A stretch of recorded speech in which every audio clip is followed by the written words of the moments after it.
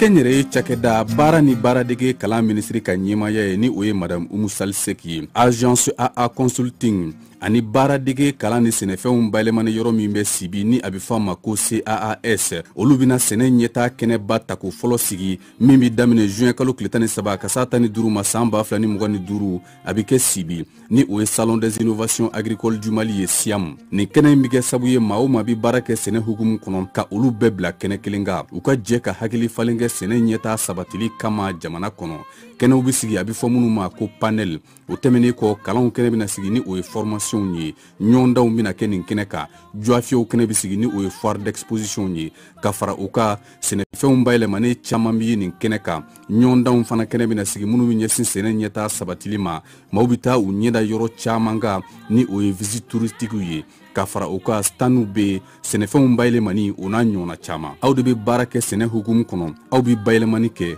walima sumasiko hukumu kɔnɔ cakɛda de bɛ aw bolo aw ye denmisɛnw ye walima musow ani aw cɛsirilen don a ye wuli bi bɛɛ an ka fara ɲɔgɔn kan ka sɛnɛ ɲɛtaa kɛnɛba ta ko fɔlɔ sigi min bɛ ɲɛsin sɛnɛ yiriwali kuntalajan badabada ma jamana kɔnɔ. N'aw mago bɛ kunnafoni wɛrɛ la a bɛ nɛgɛjuru ci 82 09 47 74 76 21 87 15 66 61 28 28.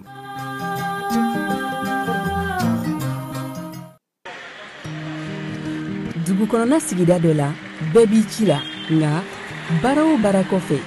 laɲini dɔ bɛ yen laɲini min bɛ kɔlɔsili walima bololabila ko fɔ. Fatu filɛ nin ye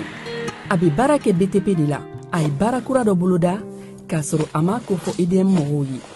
O nana ni mun ye kuranfili dɔ tigɛra sigida kelen bɛɛ bilala dibi la. Fatu ta ye bololatigɛ dan ye wa a damaja mɔgɔ si la. Nin ye Mamadu ye taxibolila don k'a to mɔbilibolila a ye kuran poto dɔ gosi k'a kari. A ma boli wa a ye EDMSA ka centre d'appel wele. A ka nin kɛwale ɲuman in b'a to ka sara wɛrɛ tɛna bɔ a la. Mamadu ye fasoden ɲuman ye wa a jan bɛ bɛɛ ka lakana la nka bɛɛ tɛ nin hakilina ɲuman in sɔrɔ. Isa filɛ nin ye a bɛ ka kɛ komi a bɛ baara dɔ la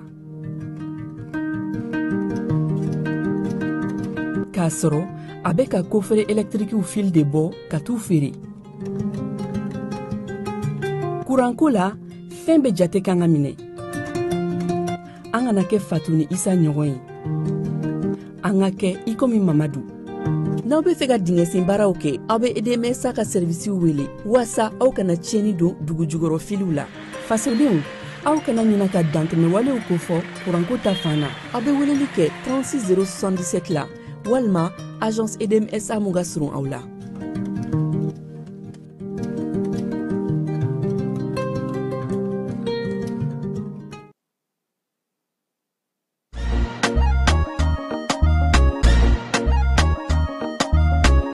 Aw bisimila hôtel Lafiya la. N'i ko hôtel Lafiya wulikajɔw bolodalen don walasa aw bɛ se ka lafiya sɔrɔ cogo min na ani hakilisigi aw ka séjour la anw fɛ Mopti yan. Kɛrɛnkɛrɛnnenya la Mopti Sevare ka kɛ ni kurantigɛtigɛ ye min ye hôtel Lafiya Sevare ale ye wulikajɔw boloda ka se ka min ye awa fɛɛrɛ kɛrɛnkɛrɛnnen dɔw ta walasa aw bɛ se ka lafiya sɔrɔ cogo min na aw ka séjour la hôtel kɔnɔna na n'o ye ka panneau solaire installé min ye kurantigɛtigɛ o degun aw kana o ye séjour la l'hôtel yɛrɛ kɔnɔna na. Réservation ka kɛ kabi sisan min b'a to aw bɛ se k'aw ka séjour kɛ k'a sɔrɔ tɔɔrɔ tɛ aw kan degun tɛ aw kan hôtel Lafiya. Hôtel Lafiya ale filɛ nin Sevare Bangetaba yanni ka se aéroport sirafara ma station laban i kiniboloya fan fɛ i bɛ jigin o carré fɛ mètre 200 bɔɲɔngo Hôtel Lafiya ale cokolen bɛ i kiniboloya fan fɛ i bɛ se ka weleli kɛ nɛgɛjuru siraw fɛ 21 42 14 11 76 01 01 98 66 78 72 04 Hôtel Lafiya référence do.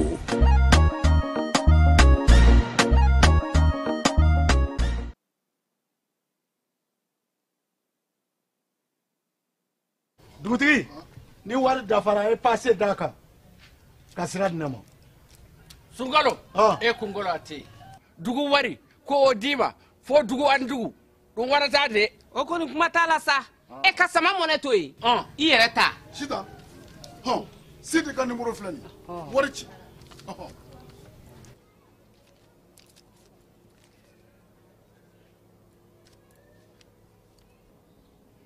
wari sera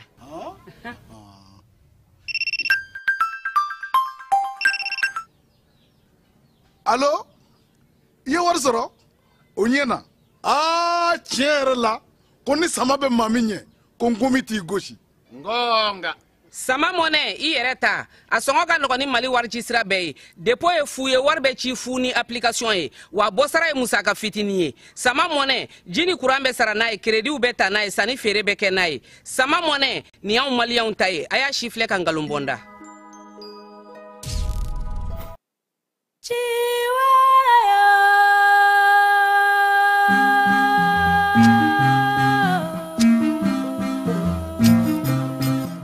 ni kɛnyɛrɛ ye cakɛda baara ni baaradege kalan minisiri ka ɲɛmaya ye ni o ye madame Umu Saliseki ye agence AA consulting ani baaradege kalan ni sɛnɛfɛnw bayɛlɛmani yɔrɔ min bɛ sibi ni a bɛ fɔ a ma ko CAAS olu bɛna sɛnɛ ɲɛtaa kɛnɛba tako fɔlɔ sigi min bɛ daminɛ juin kalo tile 13 ka se 15 ma san 2025 a bɛ kɛ sibi ni o ye salon des innovations agricoles du Mali ye SIAM nin kɛnɛ in bɛ kɛ sabu ye maa o maa bɛ baara kɛ sɛnɛ hukumu kɔnɔ ka olu bɛɛ bila kɛnɛ kelen kan u ka jɛ ka hakili falen kɛ sɛnɛ ɲɛtaa sabatili kama jamana kɔnɔ kɛnɛw bɛ sigi a bɛ fɔ minnu ma ko panel o tɛmɛnen kɔ kalanw kɛnɛ bɛna sigi ni o ye formation ye ɲɔgɔndanw bɛna kɛ nin kɛnɛ kan jɔafiyɛw kɛnɛ bɛ sigi ni o ye foire d'exposition ye ka fara u ka sɛnɛfɛnw bayɛlɛmanen caman bɛ ye nin kɛnɛ kan ɲɔgɔndanw fana kɛnɛ bɛna sigi minnu bɛ ɲɛsin sɛnɛ ɲɛtaa sabatili ma maaw bɛ taa u ɲɛda yɔrɔ caman kan ni o ye visite touristique ye ka fara u ka stanu bɛ sɛnɛfɛnw bayɛlɛmani o n'a ɲɔgɔnna caman aw de bɛ baara kɛ sɛnɛ hukumu kɔnɔ aw bɛ bayɛlɛmani kɛ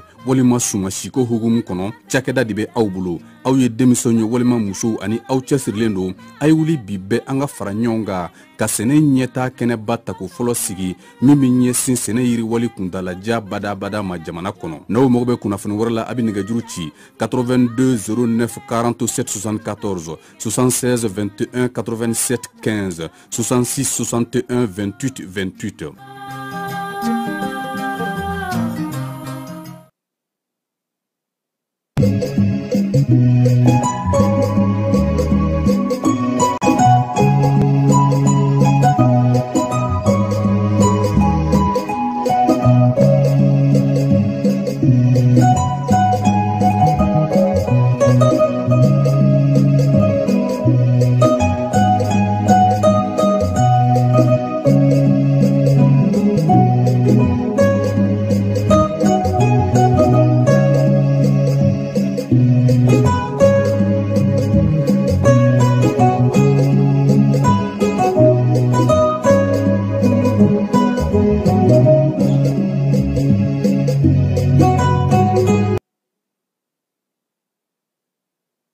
filɛbaaw ni an lamɛnbaaw k'aw bɛɛ lajɛlen fo k'aw bɛɛ lajɛlen waleɲuman dɔn maa maa sɔgɔlen don an na Mali kɔnɔ Mali kɔkan k'a fɔ a bɛɛ lajɛlen ɲɛna sa ko aw ni sɔgɔma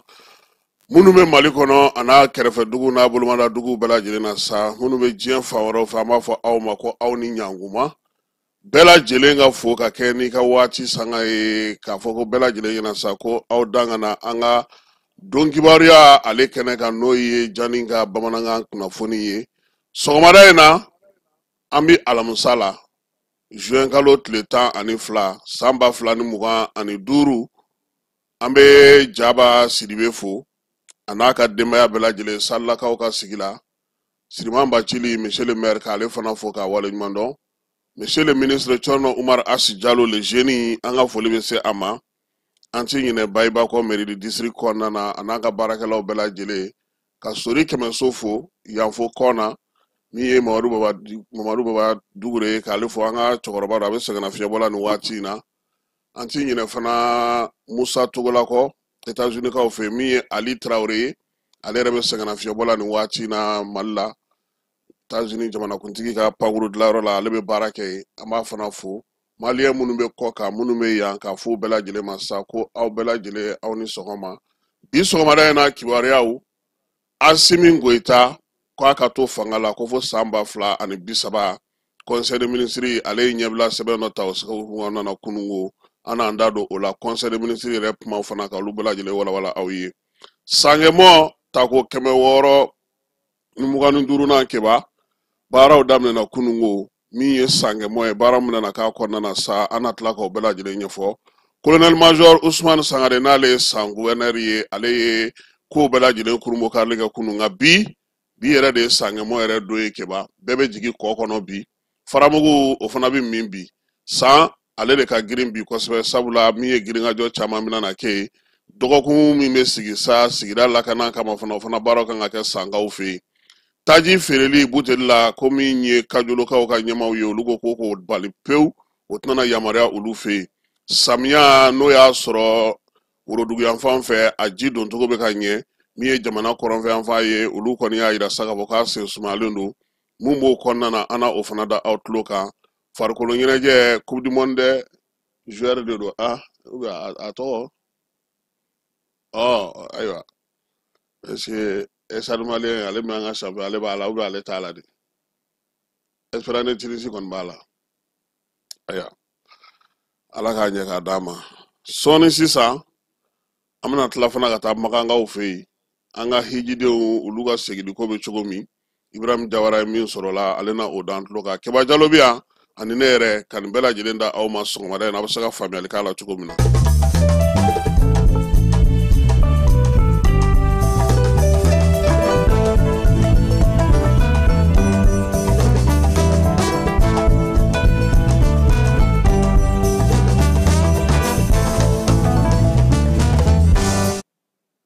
Keba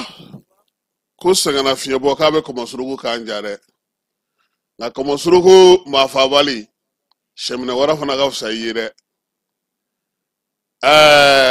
Keba i yɛrɛ fana bi man dɔgɔ i la koyi kɔɲɔkɛ kura ani anniversaire kura yɔrɔ kɔni o ko bɛ taa fori yɔrɔ ja aw yɛrɛ bɛɛ de don Berthe fana a fana ni ngɔɲɔ ko k'a bɛ tugu ɲɔgɔn kɔ mais a y'aw jija cɛ kafe min ka k'a ko la joona quoi an b'o de dɔn an ye personnes âgées ye sisan quoi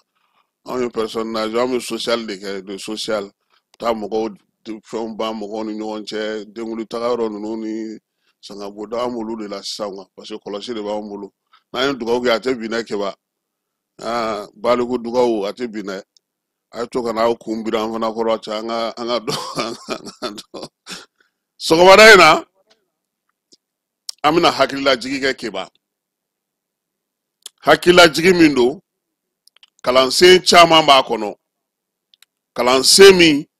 n'a bɛ maa bilasira sɔrɔdasiw ka gun kan n'a bɛ maa bilasira adamadenya gun kan n'a bɛ maa bilasira hali n'i ye sɔrɔdasi muso ye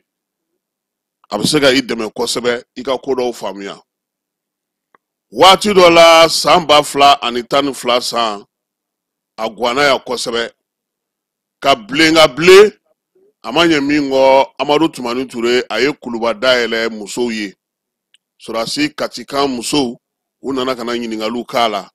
sɔgɔmada in na an bɛna o miniti damadɔni bila a la Keba ka maaw hakili lajigi k'a dɔn k'a fɔ fɛn min tun bɛ a wagati ATT ye ko min kun ani ATT yɛrɛ ye ko faamu cogo min yaasa mɔgɔw ka se ka o dɔn an bɛ taa o kɛnɛ kan sisan ka se ka o lajɛ n'an sera k'o sɔrɔ k'o di maaw ma bi sɔgɔmada in na.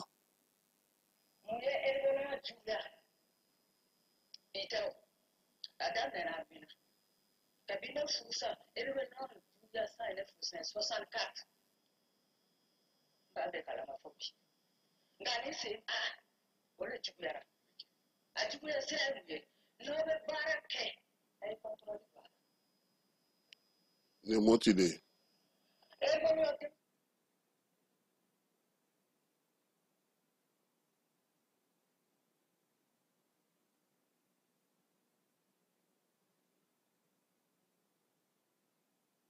Ni jama hakɛ le bɛ ka taa ni marifa hakɛ le bɛ ka taa u bɛ pɛrɛn ka n'u kun bɛɛ sira la k'u bɛɛ jigin k'o anime ɲɛ bɛ sɔrɔ baara la juguya bi tɛ o a daminɛna a mɛnna kabi ne furusa e de bɛ nɔnɔ juguya san ye ne furusa 64 n b'a bɛɛ kalama fɔ bi nka ne sen o le juguyara. A juguya sira ye mun ye n'aw bɛ baara kɛ a ye contrôle don a la bolo denmisɛnninw bɛ an ka sɔrɔsiw cɛra ni kɔnfa wulila bi o bɛ telefɔni ci u bɛ telefɔni ci ka rapport fɔ ni mobili hakɛ de bɛ ka taa ni jama hakɛ de bɛ ka taa ni marifa hakɛ de bɛ ka taa u bɛ pɛrɛn ka n'u kunbɛn sira la k'u bɛɛ jigin k'u anime ɲɛ bɛ sɔrɔ baara la cogo di ɲɛ tɛ se ka sɔrɔ a la o ɲɛ foyi si tɛ se ka sɔrɔ hali su in na ni kɔnfa wulila i y'a sɔrɔ telefɔni y'u kun u bɛ n'u sɔrɔ ɲɛ sira la a bɛ taa cogo di bon sisan pour que ka bɛɛ invité kɔnfa bɛ taa o ka taa avion na tɛ taa mobili la bilen k'u bɛɛ kun ci ne b'o de fɛ.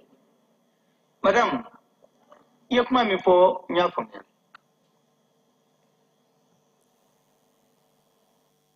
n y'a faamuya ka da min kan nin bɛ fo sisan an dusu kasilen o kuma ye n y'aw wele o de kama pour que an ka se ka kuma kuru min b'an kɔnɔ an ka se k'o kari parce que n b'a dɔn ko digilen b'aw la digilen ne fana parce que ne de y'aw ka ɲɛmɔgɔ ye i y'a fɔ cogo min na minɛn dɔw bɛ yen an bɛ taa n'o ye avion na minɛn dɔw bɛ yen diyagoya olu ka taa mobili la parce que kisɛ to don avion kɔrɔ ka caya pankurun don avion tɛ caman ta n'anw b'a fɛ ka tɔni 20 ɲɔgɔn bila ka taa minɛn sɔrɔsi minɛn na avion min b'an bolo bi ale bɛ tɔni 2 ni 3 de ta o tuma minɛn dɔw bɛ yen olu bɛ taa avion na dɛ mais k'a fɔ ko ni minɛnw ka taa minɛnw bɛ taa dɛ mɔgɔw bɛ taa n'a ye fana o ye diyagoya de n'an m'a kɛ tɛmɛ an bɛ u lakari de k'u labɛn hélicoptère ka kan ka bila ni kow ka kan ka bila ka min kɛ an b'o kɛ pour que a ka taa n'o tɛ ni mobile ma taa tɛ bɛn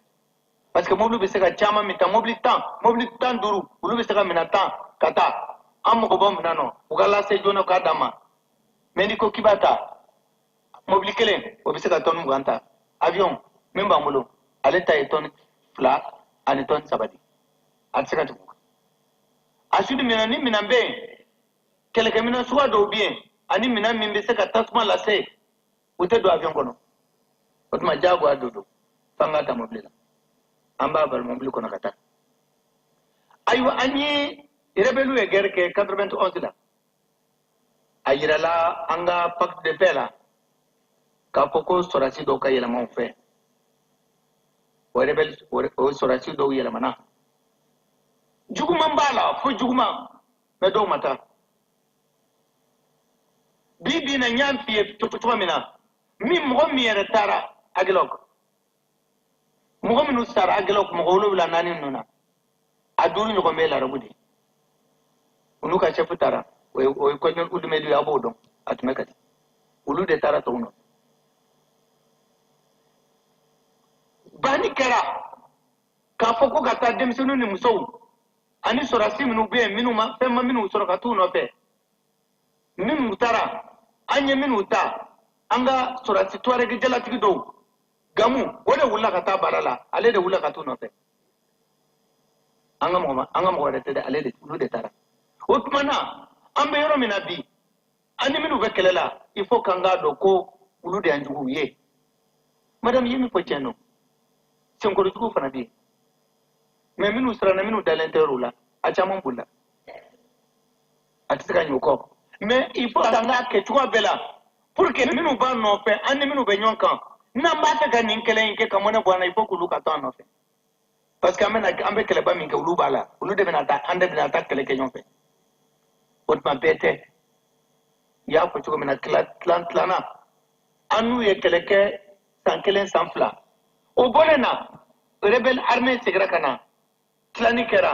k'a fɔ nin bɛ d'aw ma nin bɛ d'aw ma nin bɛ d'aw ma pour que aw ka se ka don armée kɔnɔ n'o tɛ ko wɛrɛ tɛ n'an bɛ peloton kɛ u bɛ peloton kɛ an b'an ka peloton kɛ an bɛ taa peloton na ni ko ni fɛnw na ɲɔgɔn na o tuma na ko dɔ bɛ yen n'an b'a fɛ ka mɔnɛ bɔ an yɛrɛ la n'an b'a fɛ aw y'a fɔ cogo min na ATT il faut k'i ka wuli i ka jɔ ne tun sigilen tɛ n san 10 jɔlen de filɛ nin mɔgɔ tɛ se ka sigi yan donc k'a f'i ye ko mobili ninnu bɛ taa wajibi don ka taa pour que ko wɛrɛ kana dɛsɛ an ka mɔgɔw bolo minnu bɛ bɔ yan n'anw yɛrɛ y'u minɛ o de kana kɛ sidi dese amina sigi ka fo tuguni ka fo ko ni mata ko mun gara ko ayi ka fara ko kati mo ko ka tata o te saka nyede abetade me kele aflana mi ye abete juguye malankon mbala parce que groupe ça va de do bora ulu tara anu ulu bekelela ni kele bana sila be kanga bla chugo mena no chara jate mne we kele aflana do sirana do were tara ka fo ante nu ko afede ante kele fanana mais an sirana ambe an mabo folo ni ko no karambe jate mne ko mais chaman bi utora sorasi wa saba ani keme woro wode tara 91-92 min fala ngar men mais mo gomnu bora bi kan labla kata ate keme bo minu tara ate keme bo wotma minu tora no pe amoko bula ubuka yoro don uba no pe anga fola kele na sera ka ke ka jatemine ke foka yoro mine foka ba anga lasigi ka gen ka bo jamana kono anya ke o cheme uka o inite nu de ande me ka ke parce que ube do yoro mine lu ba don ube kuma me fo ba me ube te mesra mine fo be nyondon donc o mu gonu anga gele uma andalente minu na angu mabo minu tanfe ulu bora ulu taranu era ukata mais il faut qu'on garde donc à fort armena bifana donc minu tora minu ba no fe alanga unité sababililo minu be kelela a unité plan kelem arabu kebulu kelem to rek kelem bulu kelem be anga bobu kedo bulu otmana anga naji anide kafu be flabe anga no fe no fe otma hakli skila hakli jatiminena il faut ka anga do mi anga boye anga do fana mi anjuwe mais anga na be kan juwe anga na be kan tiri fana donc anni minu be nyofe anga na to uluka ta anga na to uluka lambla parce que no kera do be fragile aka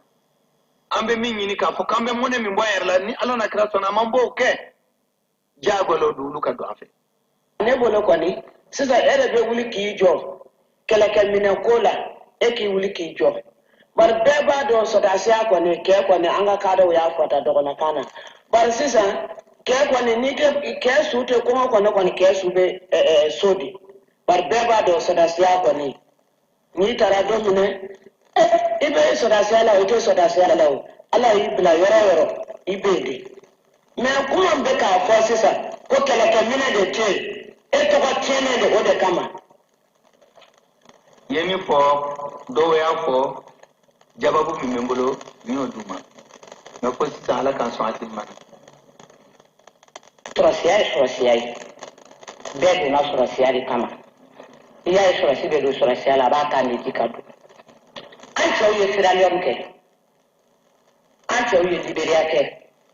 uye Uganda ke ka Burundi ke ni kele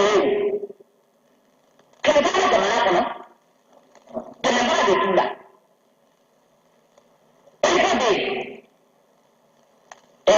Nigidi Bedem de Duma Char de Duma Mumu Baliga Keleka Nui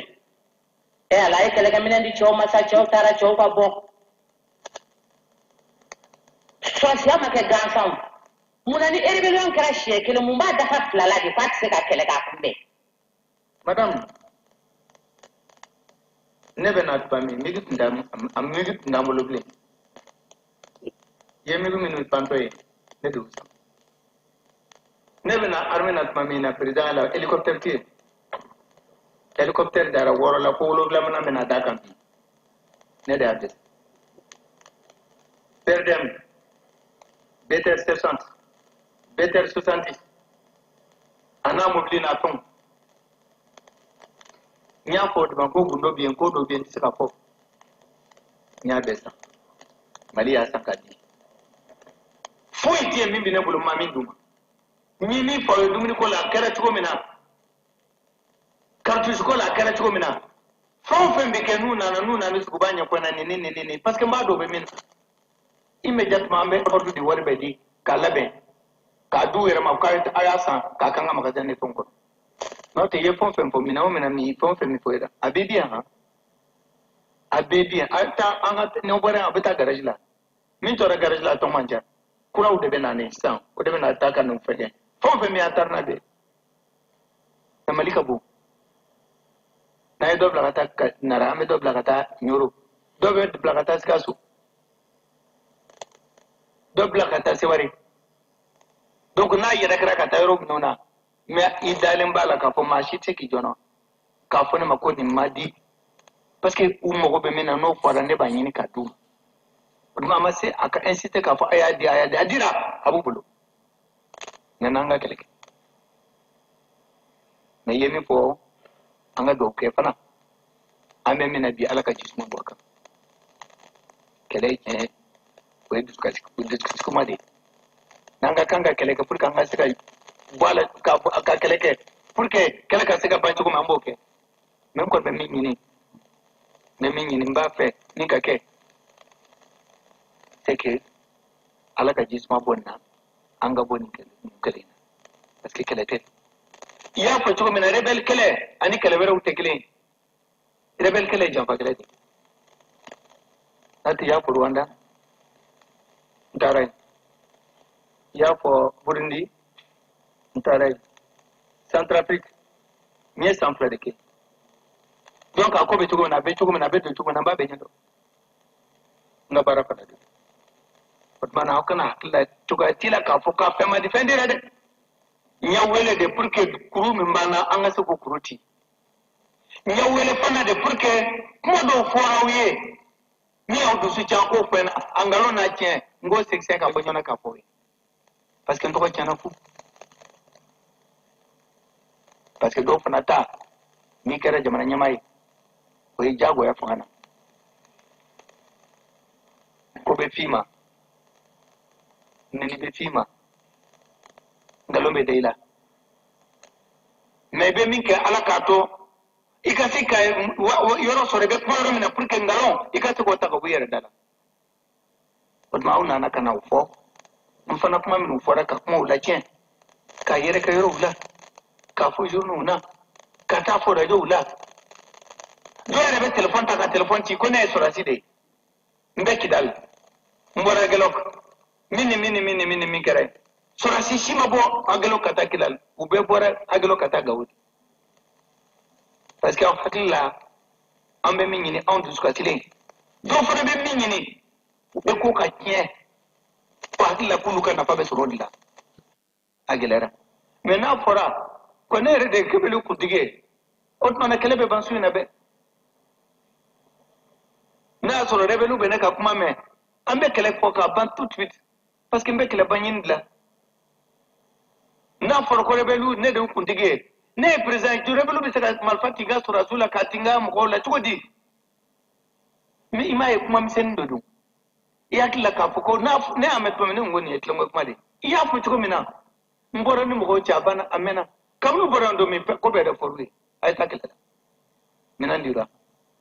tombe dira ka fo kordudi ne ta ordudi o mo minu sigele minu bu ko mane minu bu operation ko mane ulude badi ulude be jatemina ndo ulude bado ka fuko nunu borean nunu serean ulude bu ko avion wuli anga time ye amba fe anga ni nogara abanga magaden kono ambata ni fola ga nogo anga magaden kono ay wari bla kasa menote ne kata ordudi nte boni mo ko che parce que ma dilika doni mo ko che beni kabara nini nga president ya chef militaire mo ka chef militaire ya ka foko ne bor ayi mam gomne kamnu borando mi ka tantara kele bulude kamnu tuma mimbe ke ulude ba don ulude be kle koren ulude be suma koren donc ulude ba don ulude ba nyedon otmana ko fla bien kul balle muso sandi ka boyan ni yem gomi ya fuye ntere be chef ye ala kan kiso ma ni mali president kele fulana emi mado ni mo je ordu te ne blokadi ulu de be keleke ulu de be ordu di ulu de be keleke ulu de be mobla ulu de be keleke ulu de ba da be ketukomina aywa nin tuye Amadu Tumani Ture ka laseli ye ani sɔrɔsibɛso ye ɲɔgɔn sɔrɔ olu b'a fɔ wa sigiyɔrɔ la kɛwa nin don y'a sɔrɔ a gwannen don kosɛbɛ sabula président yɛrɛ a ye laseli in kɛ a yɛrɛ ka kuma ɲɛfɔli tun don fɛn dɔw bɛ o kun digira a yɛrɛ la kosɛbɛ o kama sa a ye nin laseli in kɛ yaasa ka se ka hakililasigi kɛ an y'a ladi bi yaasa mɔgɔ ka se k'a faamuya k'a fɔ an bɔra yɔrɔ jumɛn an bɛ ka taa yɔrɔ jumɛn baara jumɛnw bɛ sen na wulikajɔ jumɛn b'an ka wolomasiri tabaw bolo baaraba minnu bɛ yen n'olu bɛ ka ɲɛ sɔrɔ bi dɔɔni dɔɔni ATT y'a bila yɔrɔ min ye asimiw ye olu fana bɛ k'a ta o yɔrɔ la keba yaasa i y'a mɛn dɛ k'ale bɛna fanga la tuma min na ko eliko kun tɛ yen a ye minɛnw tɔgɔ fɔ o kan ka mɔgɔ hakili la sɔn fɛn dɔ la k'a yira k'a fɔ an ka armée tun bɛ cogo di an bɛ ka bɔ min an bɛ ka taa min an ka laɲini ye mun ye an ka jamana bɛ se ka lafiya cogo min keba jamana jɔ i bɛna i b'i se de kɛ i bɛ taa maa wɛrɛ bɛ f'i kɔ e yɛrɛ seko t'o la yɛrɛ Jɛnɛba Sɛki b'o de fɔ dɔnkili la ni kɔrɔ m'a ban bana m'a ban saya b'a ban maanifin da y'i se de fanga filɛ nin ye keba fɛn caman bɛ fanga kɔnɔ dɛ jamana marala tɛ se ka fɛn bɛɛ lajɛlen fɔ n bɛ tilen k'o de f'i ɲɛna n ko cɛ dala k'an tɛ se ka kɛ dɔnkili ye parce que n'i bɛ jamana mara i b'a mara ni hakili ye i b'a mara ni fɛɛrɛ ye wa i b'a mara ni taabolo n'i ka tabiya n'i ka danbew n'i ka hadamadenya fana faamuya cogo ye bɛɛ lajɛlen bɛ fili ka da i kɔnɔna tiɲɛ kan maa ma Mali mara keba ko Mali kun ko ka go a ye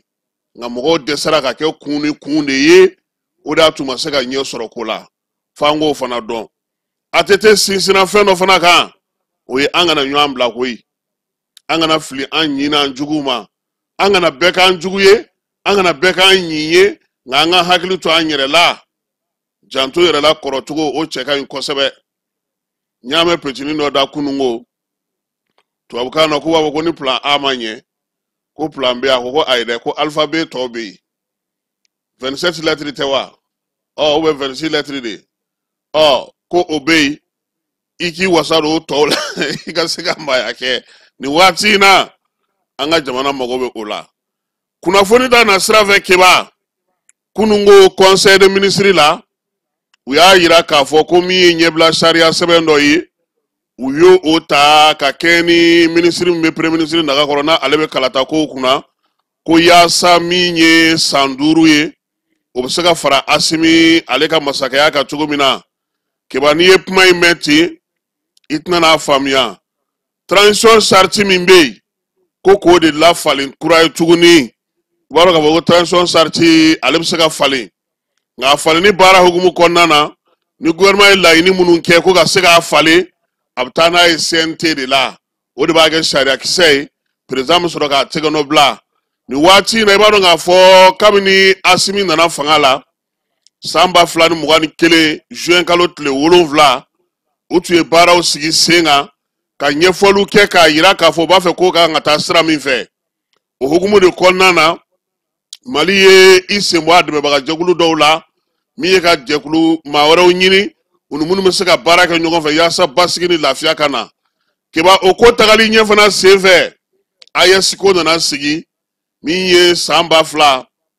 2023 septembre kalo tile 16 e yɛrɛ tun bɛ a don Kuluba Faamasigara an bɛɛ tun bɛ yen Ablaye Diop Burkinakaw ka ministre bɛ jamana ni jamana wɛrɛ cɛ sira ɲɛnabɔ kunna ani Nigerkaw ta u nana ka na charte libre ko gouvernement k'o sigi sen kan ko an k'an bolo di ɲɔgɔn ma yaasa an bɛ se ka ɲɔgɔn dɛmɛ cogo min ka ninjuguya wale ni bamanan wale kɛlaw k'olu kɛlɛ salon ko i hakili b'a la juillet kalo o kɔnɔna na u ye ɲɔgɔn sɔrɔ Niger k'a kɛ alliance ye alliance min n'o o fana bɛna sɛbɛn confédération na confédération min n'o o taabolo b'o kɔnɔna na bi kɛba n'i y'o confédération ta k'o lajɛ ni Mali b'o cɛmancɛ la o b'a yira k'a fɔ n'anw ko anw bɛ taa kalata la bi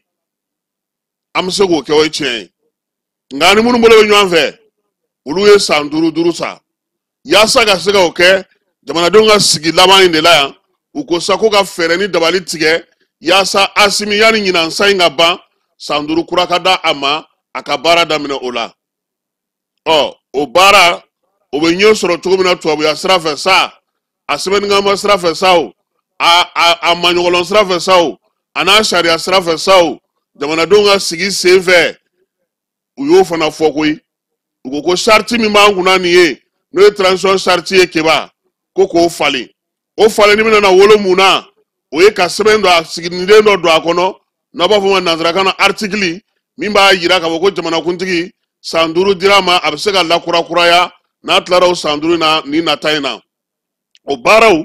olu de ɲɛbila kɔnɔna na kunungo minisiri min bɛ yen n'o bɛ jamana premier ministre naga kɔrɔ n'ale ka ko bɛnnen don kalata ko ma ale de ye sɛbɛn don n'o ye ɲɛbila sariya sɛbɛn n'a b'a fɔ ma ko projet de loi ka nin baara in bɛɛ lajɛlen dantigɛ a kɔnɔna na an bɛna tila k'an da don a la conseil des ministres kuma na yaasa ka se ka ɲɛfɔli kɛ nin kuma in bi keba nin de bɛ kunnafonidila bɛɛ da bi mali kɔnɔ kibaruya min bɛ bi ni kuma bɛ ka sɛbɛn a kan kosɛbɛ o ye nin de ye min ye conseil des ministres ye a fa siri cogo min an bɛ tila ka n'an da don la nka anw yɛrɛ tun ye nin fɔ fɔlɔ mɔgɔw ka se k'a faamuya k'a dɔn k'a fɔ min bɛ yen laɲini min kɛlen don baara kan ka taa sira min fɛ gouvernement yɛrɛ ye ŋaniya ta ni kun min ye ani jamana yɛrɛ bɛ dabolo min na bi fɛn minnu tɔw b'a kɔnɔna na ka kɛ ni conseil des ministres ye min fɔ ye an na tila k'an da don la sɔɔni sisan keba k'o fɔ wolomasiri tabaw olu b'u ka baara la baara min kabini bingali labanw kɛra an ka jamana kan armée kɔni su tɛ ka to tile tɛ ka to bamansi wale kɛbaw u dogo yɔrɔ n'u bɛ wo kɔnɔ bi an n'an lamini jamanaw bɛɛ lajɛlen olu dancɛw la wulikajɔ ni baara belebeleba de bɛ yen min ye bamansi wale kɛbaw ye u kɔni u ye dangala ta kuma nka e ko n'a se fila wa sabula min ye baro kɛlɛtigi n'a ka cɛdenw ye ka fara AES force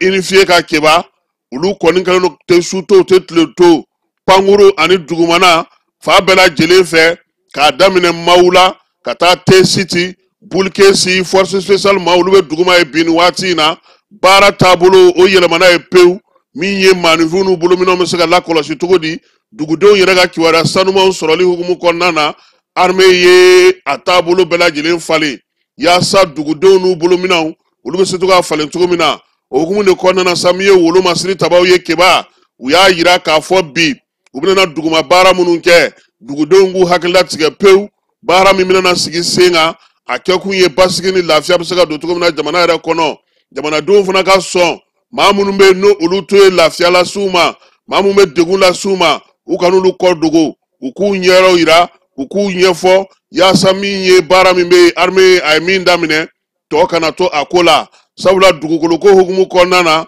a ɲininen don sa baaraba in bɛ se ka ɲɛ cogo min na kibaru hukumu kelen kɔnɔna na kulukorokaw fɛ yen cɛbaw olu bɛ baara dɔ kɛ sa n'a bɛ fɔ o ma sa ko opération Megetan ɲinan ta in AES ko jɔyɔrɔ bɛ se ka kɛ mun ye a la Mali Burkina Niger kulukorokaw fɛ yen min ye EMIA kɔnɔna na kalanso min tɔgɔ dalen don Bakari Sarasira Ala ma hinɛ n'a la min ye nin sɔrɔdasi ninnu bɛɛ lajɛlen nana n'o ɲɔgɔn sɔrɔ ye yaasa ka se k'u ka hakilinaw k'olu fara ɲɔgɔn kan baara min bɛ yen n'o ye exercice Megetan in ye ale bɛna kɛ sigiden bolo caman ye min bɛna to kɛlɛbolo ni kɛlɛ doncogo ɲɔgɔn bolo Mali Burkina Niger u n'o sarada hakilina falen na kɛ min ye kimɛli na se ka k'a kɛnɛ fana kan baara min bɛ yen n'o kan ka sigi sen kan yaasa ka se ka Burkinakaw bɛ min ɲɛdɔn Nizɛrikaw bɛ min ɲɛdɔn Mali kɛlɛkɛcɛw yɛrɛ bɛ min ɲɛdɔn k'o bɛɛ lajɛlen fɔ sa u ka hakilina falen kɛ bilasiraliw ka kɛ a ko la yaasa ka se ka bɛn nɛgɛmɔ min ye Megetan tɔgɔla wulikajɔ in ye keba ko jɛɛrɛ ni fɛɛrɛ kɛrɛnkɛrɛnnen don wolomasiri tabaw bɛna ka n'u ka faraw bɛɛ lajɛlen fɔ ɲɔgɔn ye min na ɲinan ta in ko a mana ni dawolo ye wa dabolo min ni o kɔni bɛnnen don ko tiɲɛ ma sabula ekɔliden minnu filɛ nin n'olu bɛ kalan na olu yɛrɛ na kimɛli sɔrɔ a senfɛ ka faamuyali kɛ ka kɛ ni wolomasiri taba ma mafalen minnu bɛ nalen min ye exercice Megetan in ye kalandenw dɔrɔn tɛna u ta sɔrɔ a la koyi hali maa minnu yɛrɛ bɛ kɛlɛdagaw kɔnɔna na a na k'olu ma sababu ɲuman ye yaasa bolodiɲɔgɔnma bɛ AES kɔnɔna na u ka se ka sinsin Lieutenant Jibril Mamadu Kulubali ale tun ye DIRPA maaw ka maa ye o ko in kɛnɛ kan kiba n'an bɔra yen an bɛ taa sangaw fɛ yen sangɛmɔ san kɔni a daminɛna koyi tako 625 na sangɛmɔ kurumu karili kɛra kunungo kabini nin kalo in tile 10 sanga bɛ yɔrɔ yɔrɔ bɛɛ lajɛlen bɛ ka ɲɔgɔn sɔrɔ san dugu kɔnɔna na ko ɲɛmaya tun bɛ maa min bolo sa o ye colonel major Ousmane Sangare ye ni ale yɛrɛ ye san gouverneur ye Félicité Jara ale sa maire ale yɛrɛ tun bɛ muso cɛsirilenba don AES jamanaw ni Mali jamanaw yiriwali ni bolo ni ɲɔgɔnma hokumu kɔnɔna na ɲinanta sigilen don kan seko ni dɔnko k'i sɛmɛ o la bɛɛ ni kelenya cɛfɔ ni kanbɛn ka yiriwali sinsin AES kɔnɔna na u ka ɲinan kumaden sigilen don kan min ye nin barosigi ye sa ale bɛna kɛ sangɛmɔ yɛrɛ hokumu kɔnɔna na kebako baaraw kurumo karili kɛnɛ kan fuwari kɛnɛ o sigilen don ɲɔgɔndɔn bɛna kɛ san kiw ni ɲɔgɔn cɛ buwaden kwale olu na ye kɛ i ka maaw u bɛ tabali bɛɛ kari ɲina ninnu vale bi yɔrɔ bɛ don ɲɔgɔn na feere bɛ nana k'a la keba min ye laada la sa bi a bɛ fɔ min ma ko sangaw ka mugufara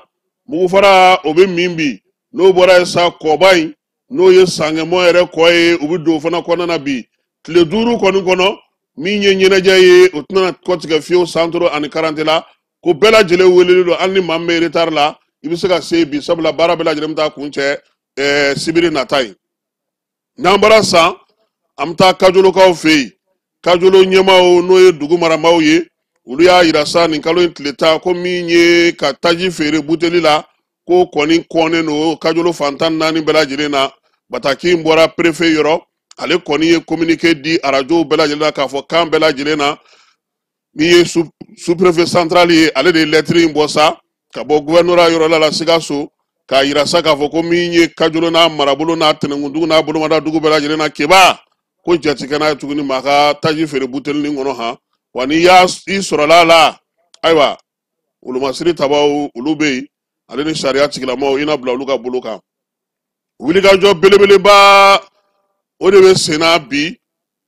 k'i min tɔgɔ ye Dar Salam Gunamukaw Direkaw fɛ yen keba sanji i b'a dɔn k'a fɔ a ye dadigi kɛ kosɛbɛ min ye Direkaw la u y'u bolo fara ɲɔgɔn kan sa sefa wari 1,260,000 ani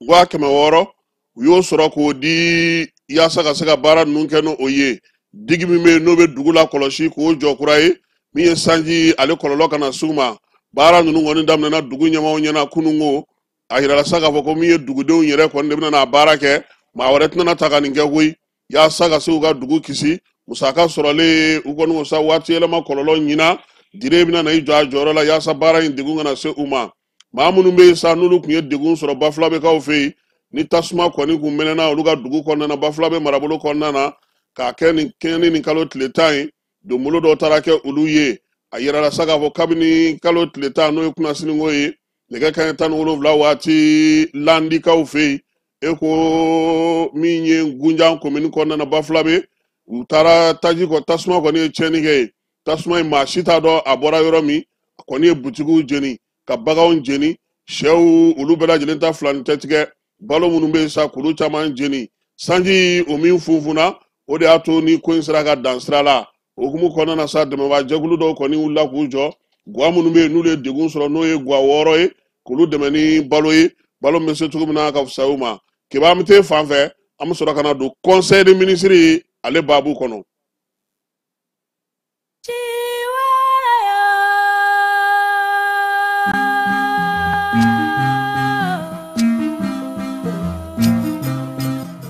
ni kɛnyɛrɛ ye cakɛda baara ni baaradege kalan minisiri ka ɲɛmaya ye ni o ye madame Umu Saliseki ye agence AA consulting ani baaradege kalan ni sɛnɛfɛnw bayɛlɛmani yɔrɔ min bɛ sibi ni a bɛ fɔ a ma ko CAAS olu bɛna sɛnɛ ɲɛtaa kɛnɛba ta ko fɔlɔ sigi min bɛ daminɛ juin kalo tile 13 ka se 15 ma san 2025 a bɛ kɛ sibi ni o ye salon des innovations agricoles du Mali ye SIAM nin kɛnɛ in bɛ kɛ sabu ye maa o maa bɛ baara kɛ sɛnɛ hukumu kɔnɔ ka olu bɛɛ bila kɛnɛ kelen kan u ka jɛ ka hakili falen kɛ sɛnɛ ɲɛtaa sabatili kama jamana kɔnɔ kɛnɛw bɛ sigi a bɛ fɔ minnu ma ko panel o tɛmɛnen kɔ kalanw kɛnɛ bɛna sigi ni o ye formation ye ɲɔgɔndanw bɛna kɛ nin kɛnɛ kan joafiyew kɛnɛ bɛ sigi ni o ye foire d'exposition ye ka fara u ka sɛnɛfɛnw bayɛlɛmanen caman bɛ ye nin kɛnɛ kan ɲɔgɔndanw fana kɛnɛ bɛna sigi minnu bɛ ɲɛsin sɛnɛ ɲɛtaa sabatili ma maaw bɛ taa u ɲɛda yɔrɔ caman kan ni o ye visite touristique ye ka fara u ka stanu bɛ sɛnɛfɛnw bayɛlɛmani o n'a ɲɔgɔnna caman aw de bɛ baara kɛ sɛnɛ hukumu kɔnɔ aw bɛ bayɛlɛmani kɛ walima sumasiko hukumu kɔnɔ cakɛda de bɛ aw bolo aw ye denmisɛnw ye walima musow ani aw cɛsirilen don a ye wuli bi bɛɛ an ka fara ɲɔgɔn kan ka sɛnɛ ɲɛta kɛnɛba ta ko fɔlɔ sigi min bɛ ɲɛsin sɛnɛ yiriwali kuntalaja badabada ma jamana kɔnɔ. N'aw mago bɛ kunnafoni wɛrɛ la a bɛ nɛgɛjuru ci 82 09 47 74 76 21 87 15 66 61 28 28.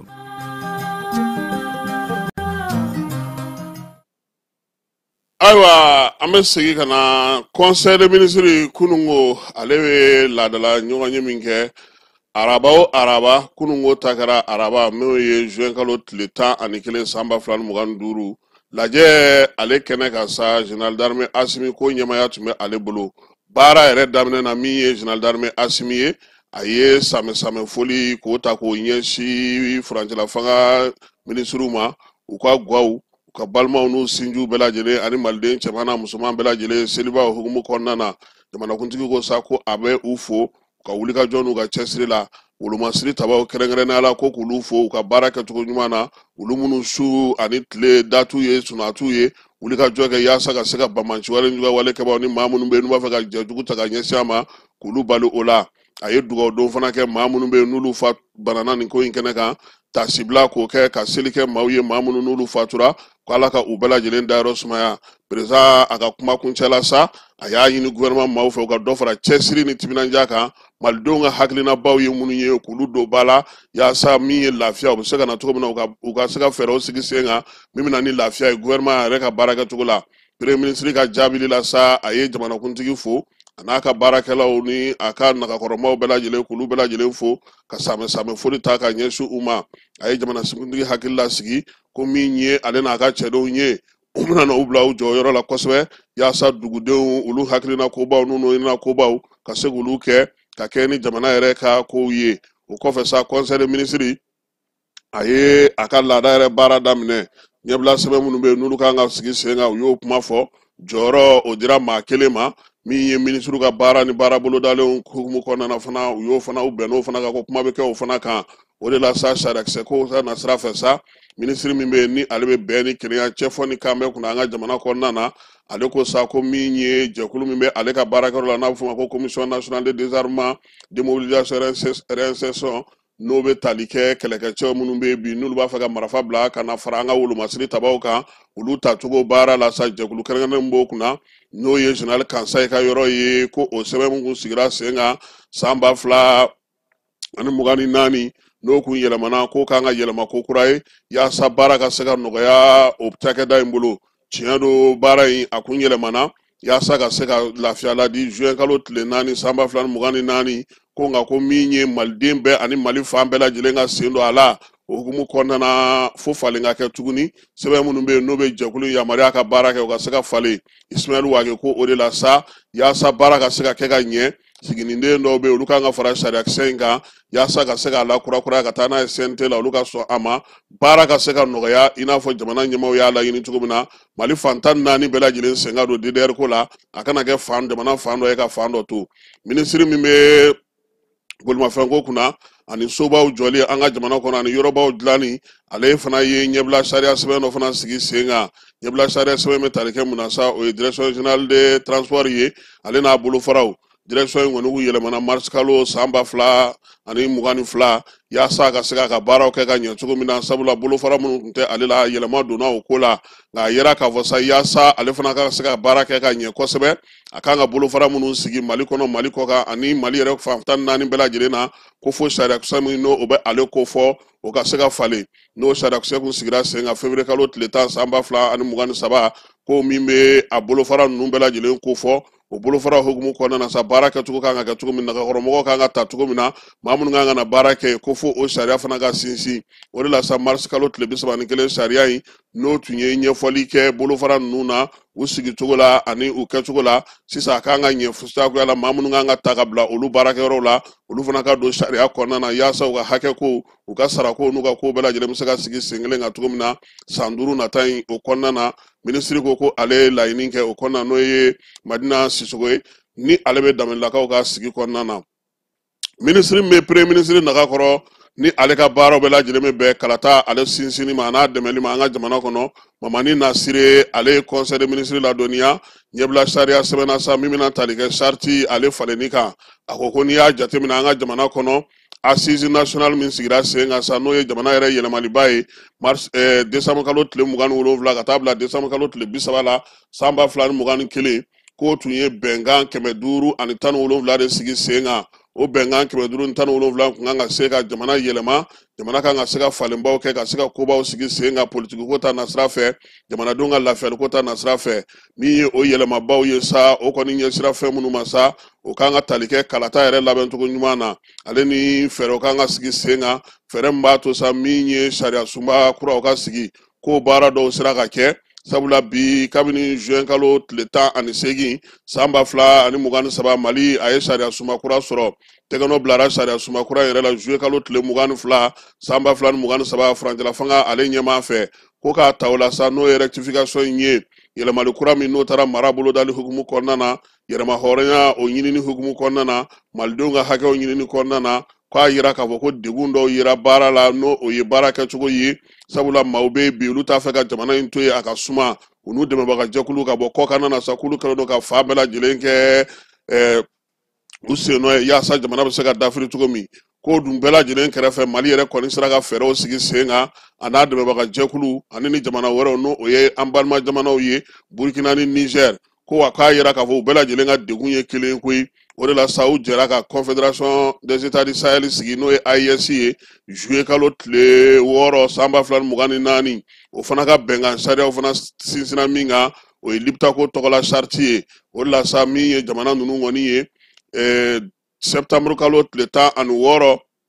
san 2023 u ye Liptako charte sigi ko nin sɛbɛn ninnu ko ninnu bɛɛ lajɛlen sigilen sen kan sariya sunba kura sigilen sen kan Mali jamana a bɛ wuli ka jɔ la hali bi yaasa basigi ni lafiya bɛ se ka na cogo min na a ka jamana kɔnɔna na bamanansiwale jugawale kɛlɛli ko kɔni dɔ de bɛ ka fara o kan ka taa fɛ yɛlɛma min bɛ se ka don la sa basigi ko hukumu kɔnɔna na u ni AES bɛ ka jɛ ka o kɛ yaasa ka se ka o ko sigi sen kan nka o bɛɛ n'a ta maaw wulilen n'o bi ka jɔ ko f'u ka Mali ka dangari a la ka dangari a ka adamadenya la min ye dugudenw ye k'olu bolominɛw n'u ka taa ni ka segin k'olu bɛɛ lajɛlen don galama na o de la sa ko min ye an ka jamana ye yaasa ani AES jamanaw bɛɛ lajɛlen ka se ka taa taabolo kelen na ko ɲininkali min tun bɛ yen bi o de ye transition n'o ye furancɛla fanga ye ale bɛ se ka to sen na cogo min na yaasa sa baaraba minnu bɛ a bolo ni jamana basigi ni jamana kɔlɔsumani hukumu kɔnɔna na ye ka kɛ ni jamana tɔ ninnu ye k'o ka fɛɛrɛ ka sɔrɔ o de la sa ɲɛbila sɛbɛn min bɛ yen n'o ye projet de loi in ye ale bɛ tali kɛ o ko de hukumu kɔnɔna na yaasa ka taga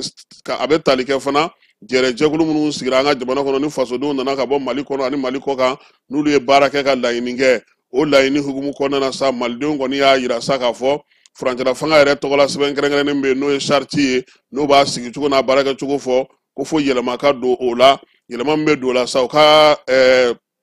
siginiden kɛrɛnkɛrɛnnen ta o charte in kɔnɔna na min b'a yira sa k'a fɔ ko san 5 kura o bɛ di Asimi ma fanga la k'a daminɛ ɲinansa in kɔnɔna na wa min ye san 5 in a bɛ se ka lakurakuraya fana ka kɛ ni jamana tɔw n'o ye AES jamana tɔw olu ta ye minisiri ko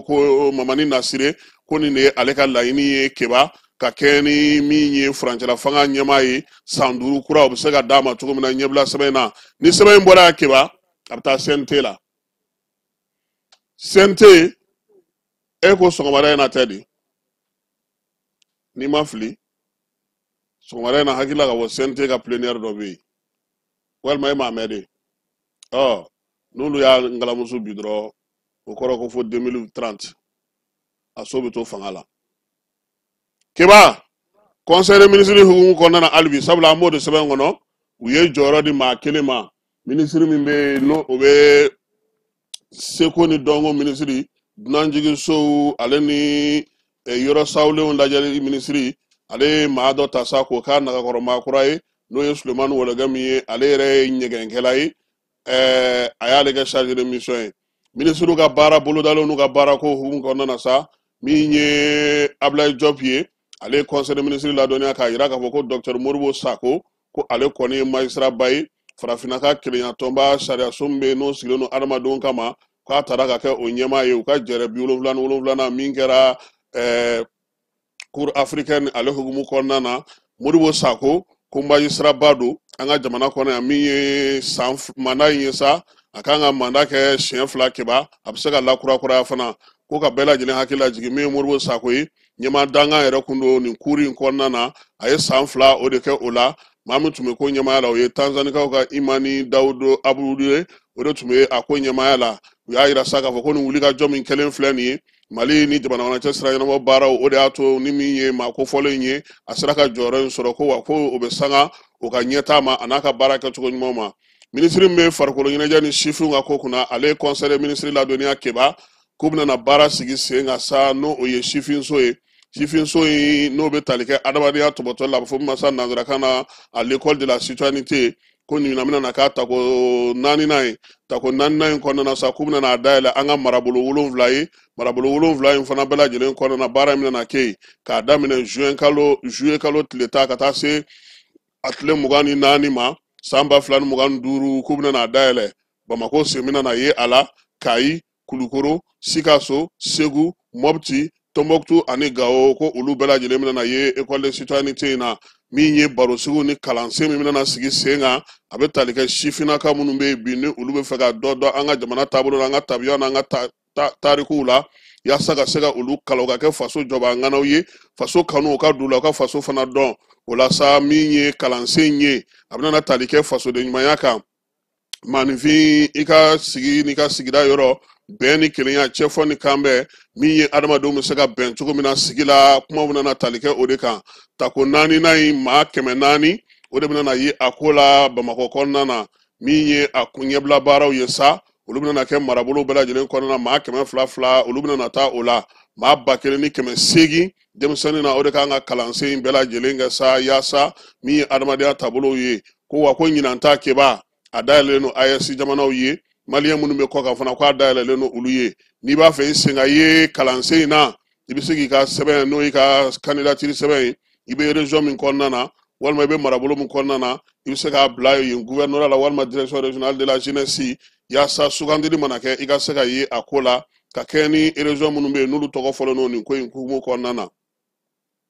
minisiri min bɛ Soko ale ni dugukolo ko kunna an ka jamana kɔnɔ a ko k'ale tun bɛ taama la taama min n'o ye Nations Unies maaw olu ka ko min bɛ kɛrɛnkɛrɛn ka ɲɛsin dukow ma Keniyakaw fɛ yen mai kalo tile 28 a n'a tile 31 ale tun bɛ o la a y'a yira sa ko min ye nin jɛrɛ segiko 2nan in ye a ye tali kɛ yɛrɛmarakafo olu dukow bɛ se ka dilan ka ɲɛ cogo di siniɲɛsigi jumɛn bɛ yɛrɛmarakafow ye ka se ka baara kɛ ka ɲɛ duko la ani maaw n'u ka taa ni ka segin n'u ka yiriwali baaraw bɛ se ka kɛ cogo min na yɛrɛmarakafow kɔnɔna na min ye jɛrɛ in ye minisiriw ni gouverneurs caman tun b'a kɛnɛ kan ani maires olu caman taara sa k'u da don baro in na walasa sa fɛɛrɛ kɛrɛnkɛrɛnnen minnu sigilen olu bɛ se ka fɔ cogo min Mali yɛrɛ k'a tun b'a kɛnɛ kan min ye ko in ɲɛmaaba yɛrɛ n'o ye directeur exécutif ye sa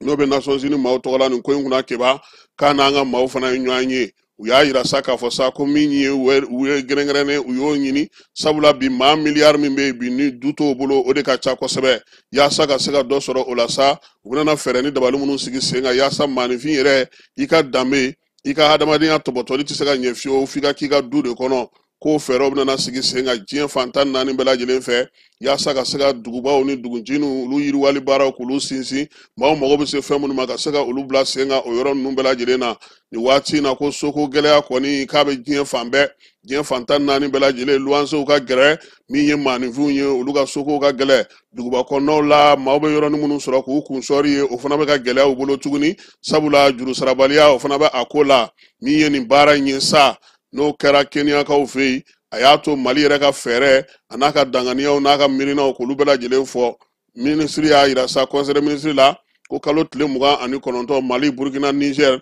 olu fana jɛra sa ka jɛrɛ kɛ ko in kɛnɛ kan ye farafinna ta tɔgɔ la yaasa ka se ka fɛɛrɛw sigi sen kan hakilinaba min bɛ olu yɛrɛ la ka kɛɲɛ ni u jɔyɔrɔ ko ye bi AES kɔnɔna na duko la u jamana 3 u y'o miirinaw kɛ ɲɔgɔn fɛ minisiri min bɛ kɛnɛya ko kunna an ka jamana kɔnɔ kɛba a ko nin waati in kɔnɔna sa min ye dengue bana ye k'a jiginna ka tɛmɛ dɔgɔkun tɛmɛnen ta kan ko min ye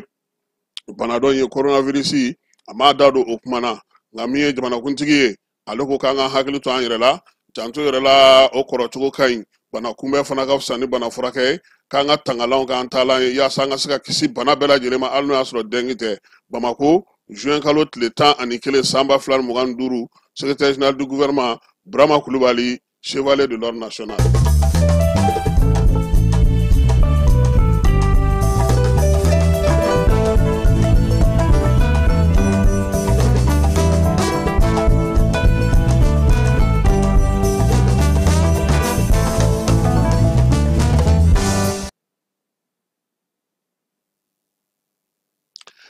keba samiya sɛnɛkɛlaw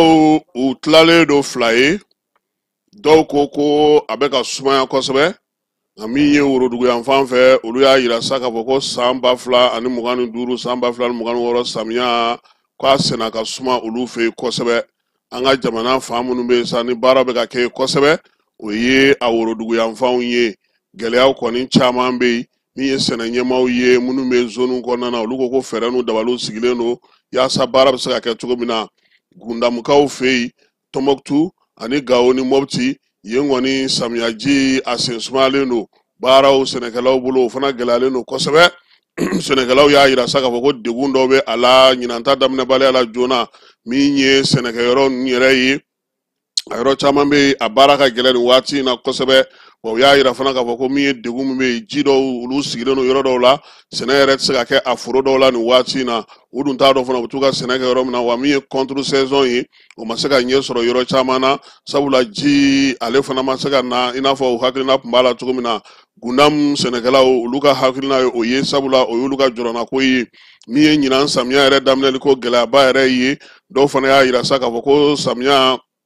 a tɛ ka kɛ u sago ye ɲinan Gawokaw olu fɛ yen u y'a yira sa k'a fɔ ko yɔrɔ dɔw fana bɛ yen min ye basigibaliya in ye o ko bɛ a la tiɲɛ dɔ fana nka min ye samiyaji yɛrɛ ye a bɛna san tɔ la cogo min na a ma se ka kɛ o cogoya la maa caman y'a yira sa k'a fɔ Mɔpti mara la olu yɛrɛ bɛ ka yɔrɔ de ɲini u bɛ se ka taa sɛnɛ kɛ yɔrɔ min na sabula olu ka dugukolo yɛrɛ de kɔrɔla koyi a sɛgɛnna u tɛ se ka fɛn caman di tuguni ko fo fɛɛrɛw fana ka tigɛ Mɔpti sɛnɛkɛlaw y'o fɔ n'o y'a sɔrɔ olu ta bɛ ten fan dɔw fɛ sa Kucala mara la sɛnɛkɛla dɔw y'a yira sa k'a fɔ ko baara taabolo kɔni ka ɲi olu bolo nin y'a dɔgɔkun damadɔ ye olu kɔni bɛ ka sɛnɛ kɛ min ye samiyaji ye a doncogo bɛ ka ɲɛ olu fɛ yen u ye binw tigɛli kɛ ka ban min ye sumanw ye u bɛ fɛ olu baaraw fana daminɛ nka gɛlɛya min bɛ olu la o ye angɛrɛ ko ye u y'a yira k'a jɔrɔna b'u la a bɛ ka sunɔgɔ yɛrɛ tigɛ ka b'u ɲɛna pewu sabula angɛrɛ tɛ ka ye ɲɛna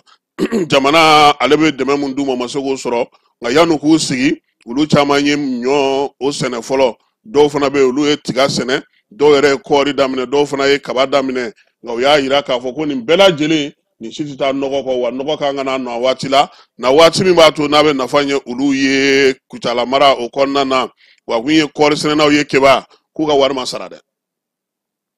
kɔɔri sɛnɛnaw ko k'u ka wari ma sara maa min bɛ yen n'o o bɛ sɛnɛko bɛɛ lajɛlen kunna Sikaso mara la sa ale ko k'u hakili latigɛ koyi ko fɛɛrɛ ni dabali bɛɛ lajɛlen sigilen don sen kan yaasa ɲinan san bɛ se ka ɲɛ cogo min ko gouvernement kɔni ka layidu k'a b'a timɛ min ye sɛnɛkɛlaw ye k'u kana jɔrɔ subvention min kan ka d'u ma angɛrɛ ko la sumansi ko la ko o bɛɛ lajɛlen bɛna na di chef secteur agricole min bɛ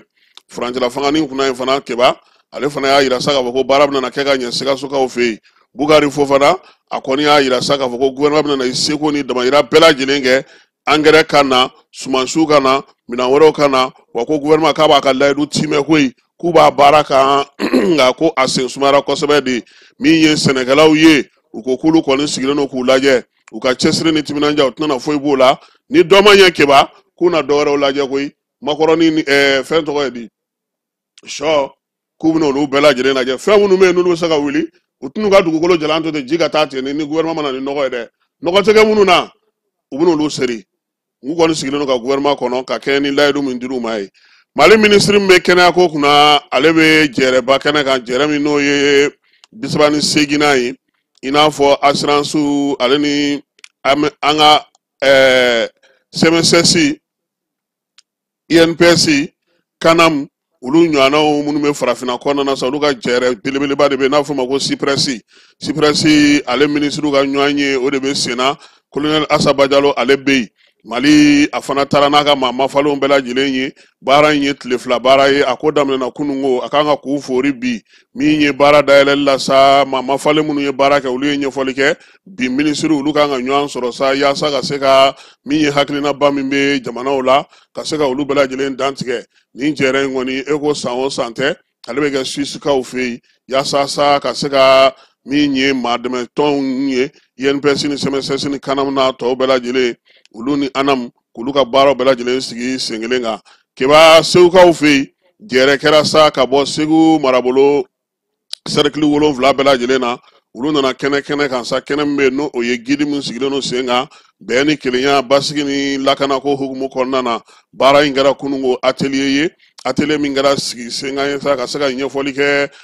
maa 50 ɲɔgɔnna ye mun nana nin ko in kɛnɛ kan ka se ka faamuyali kɛ u yɛrɛ tɔgɔla lakanako la u ka marabolow bɛɛ lajɛlen kɔnɔna na jɛrɛ in y'a to sa ɲɛfɔli ka kɛ u ye baara minnu sera ka kɛ laɲiniw ye mun ye bi farankan min bɛ se ka kɛ an'u yɛrɛ jɔrɔ bɛ se ka kɛ mun ye yaasa ka se ka baaraw dɛmɛw kɛ u ka sigidaw hukumu kɔnɔna na lakanako ta nasira fɛ min ye jamana marabaa minnu bɛ Segu mara kɔnɔna na olu bɛɛ lajɛlen tun bɛ kɛnɛ kan wolomasiri tabaw ka taa se duguden tɔw ma u bɛɛ lajɛlen yera nin jɛrɛ in kɛnɛ kan laboratoire kelen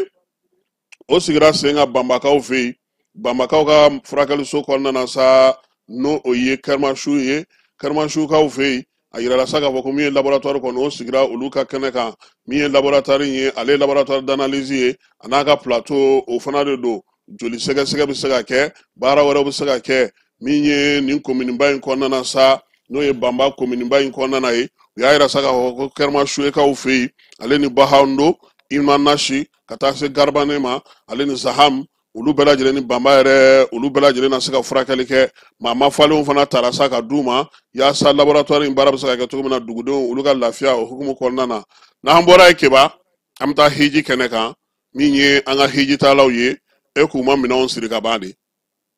an ka Ibrahim Jawara lajɛ minɛnw sirila cogo min. Alhamdulillah Dr Mahamadou Kone diinɛ minisiri alhamdulillah ka dunanw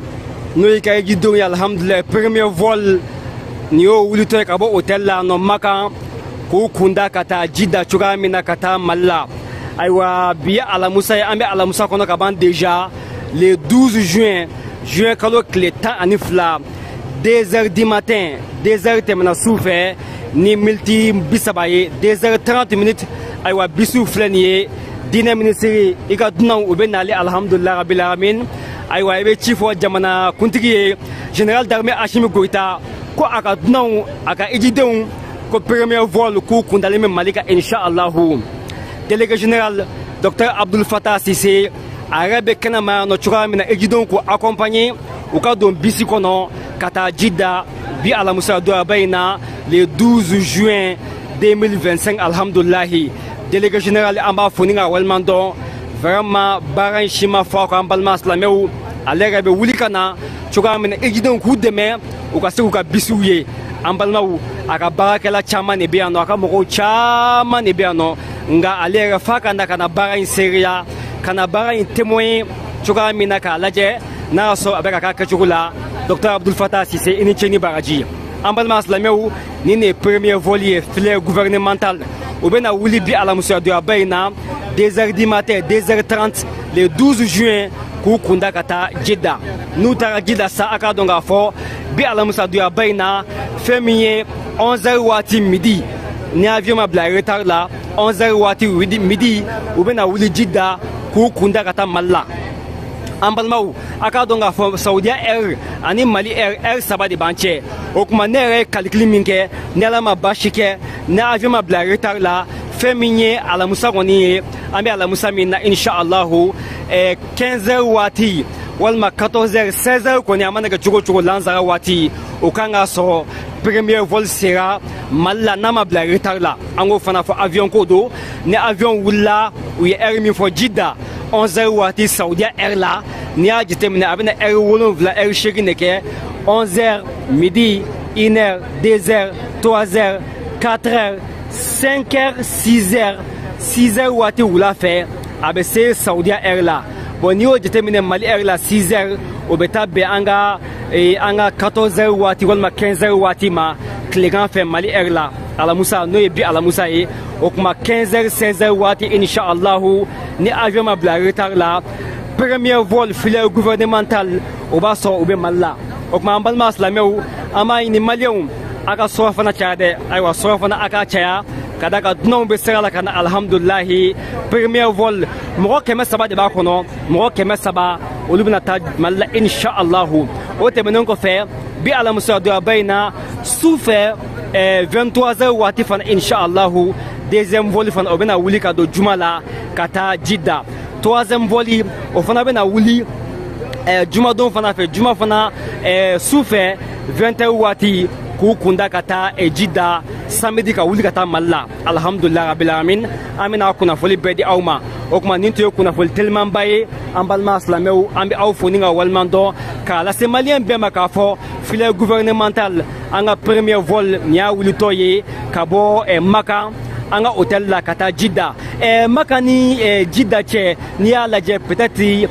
kulo 70 hakɛ a man kan tɛ ka tɛmɛ o kan quoi an bɛ se ka bamako kuliko hakɛ o de ye maka jida ye o tuma bisiw bɛ t'u bila aéroport la inshallahu o tuma an bɛ dugawu kɛ yarabi ala ka se n'u bɛɛ ɲuman ye o tuma diinɛ minisiri docteur mahamadu kɔnɛ i ka dunanw bɛ sira la ka inshallahu i b'i labɛn alhamdulilahi rabil alamin k'aw fo ka waleɲuman dɔn aw balimakɛ filɛ nin ye ko ibrahim jawara ka bɔ maka yan nɔ an ka premier vol bɛ ka taa inshallahu ala ka se n'u ɲuman ye assalamu alaikum.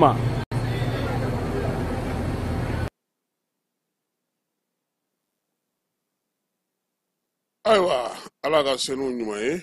ala ka bato bɛɛ lajɛlen minɛ ala ka san wɛrɛ hiji fana yira an na sɔgɔmada in na ta an b'o bila n'ala sɔnna ma an na ɲɔgɔn sɔrɔ waati wɛrɛ Keba Jalo k'i yɛrɛ fo k'i waleɲuman dɔn lamɛnbaa bɛɛ lajɛlen k'aw bɛɛ lajɛlen ka foli bɛ ala ka tile hɛrɛ cɛ ala ka sababu ɲuman kɛ si ni kɛnɛya labanko ɲuman ala k'a d'a ma ala k'an ka jamana kisi ala k'an ka jamana tanga ala k'an ka jamana kolo suma a k'an bɛɛ.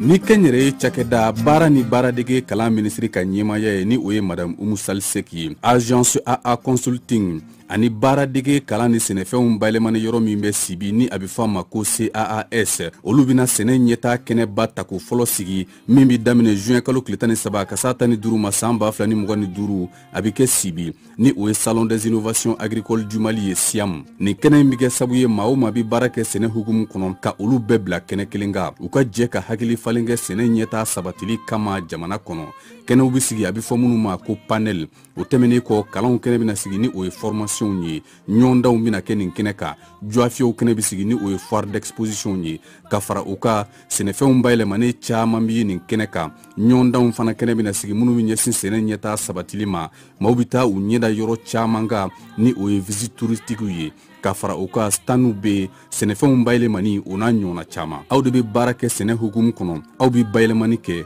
walima sumasiko hukumu kɔnɔ cakɛda de bɛ aw bolo aw ye denmisɛnw ye walima musow ani aw cɛsirilen don a ye wuli bi bɛɛ an ka fara ɲɔgɔn kan ka sɛnɛ ɲɛtaa kɛnɛba tako fɔlɔ sigi min bɛ ɲɛsin sɛnɛ yiriwali kuntalajan badabada ma jamana kɔnɔ n'aw mago bɛ kunnafoni wɛrɛ la a bɛ nɛgɛjuru ci 82 09 47 74 76 21 87 15 66 61 28 28